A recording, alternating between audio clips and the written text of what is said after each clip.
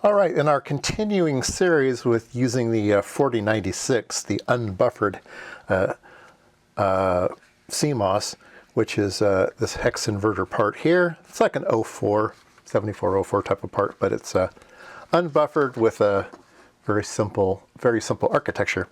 And there are some application circuits in the back, which I've covered in other videos. We covered this one, which is an amplifier. We covered this one here, which is a Schmitt trigger. Today we're going to be covering this one here, which is an oscillator, okay? An RC oscillator. Now, the first thing I have to say about this is don't do it, okay? Do not use this circuit. This circuit is not recommended for designs. And the reason it's not recommended is because if you look at this, you have a feedback path, and it has a state where this could be low, this could be high, this could be low. You have a low, low, and your feedback path, it's not stable, and it can't wake up reliably, okay? It can't wake up reliable. And so if you look at some other, this is a paper on CMOS oscillators, app note AND 9983 by On Semiconductor.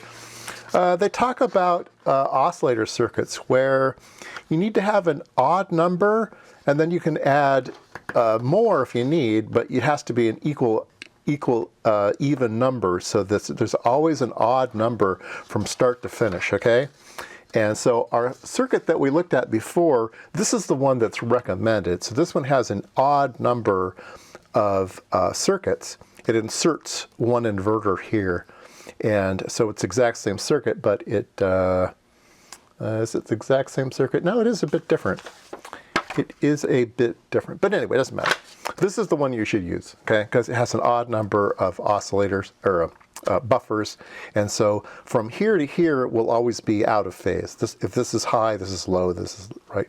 So this is the one we're going to prototype today, and we'll use some components I just have laying around, my favorite components, 10K, 10K, and 0.01 microfarads, because I've got reels of 5,000 parts each of those things. So that's what we're going to be using. It's not too you don't need to worry too much about values and stuff on this thing. There's some equations here, if you like equations. There's some graphs, if you like graphs.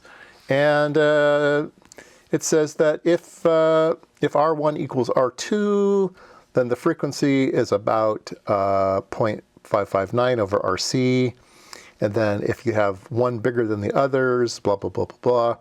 So we're going to be having this particular case where R1 is equal to R2. And so let's do some math before we get started here. So we're going to have 0.559 divided by RC, which is 0.559 divided by 10K, 0.01 e to the minus 6. All right, so that's what we have there. Get on a calculator and see what we should expect. We have 0.559, we have 10,000, and 0.01 e to the negative 6 times divide. We should be getting about 5.5 kilohertz. 5.5 kilohertz. All right, so that's what we should expect. Let's hook it up, see what it does.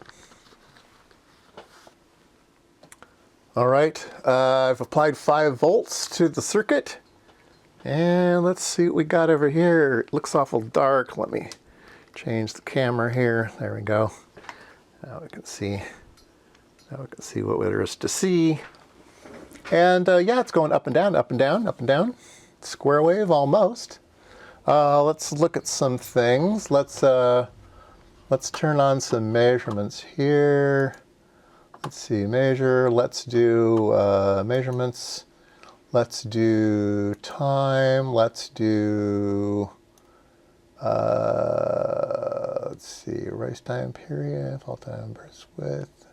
Duty cycle. Let's do duty cycle. We'll add that. And let's add frequency. Frequency, let's add that. Add frequency. Okay. And let's look down here. So our frequency is 4.6 kilohertz, not 5.5, but 4.6. And our duty cycle is 45.5. So not exactly 50-50, but pretty close. And I also have a counter turned on over here, which is more accurate. So the way that oscilloscopes work is they will take the actual data that's used to generate this picture, and they'll do mathematics on it, and they'll get these duty cycles and frequencies. And this, so they're going to change a bit depending on what you see on the screen. So here, I really don't have a complete cycle, and so you can see down here it says no edges. So you can't get any data from that. And then maybe if I have too many edges, well, it's still doing okay. If I have like way too many, let's see here, way too many edges. Come on. There we go. Way too many edges. Yeah, the numbers are now 46% duty. And then if I go way back out, they turn into 45% duty. So anyway, it's using this data and doing mathematics on it to give you frequency and duty cycle. Now this over here, there's actual hardware inside this oscilloscope that actually has a counter. My old Rigol scope too also had a frequency counter built in. This one has 2 frequency counters built in, and so they are up to 8 bits of accuracy, but they are complete hardware, and they don't care what this signal looks like. When I don't have any signals applied at all, this still works because it's separate hardware, whereas this one fails, but this one will continue to work. So anyway, there you go. It is a nice little oscillator circuit, pretty simple to implement. Yeah, it's a pretty nice application. Talks about less than perfect oscillators. So these have even number of inverters, and so these are less than perfect because they won't. The only advantage the 2-gate has over the 3-gate is it's one less, but it may, depending on the gate count in each user's application, however, the next section offers a real minimum part, but it says it may not be, it may not oscillate. 2-gate oscillator will not necessarily oscillate, so it is, I guess you can power it up in a state where it just doesn't go, whereas the 3s do. And I've showed this circuit before using a Schmitt trigger and just one R and C. I really like this circuit here if you have a Schmitt trigger. So there you go.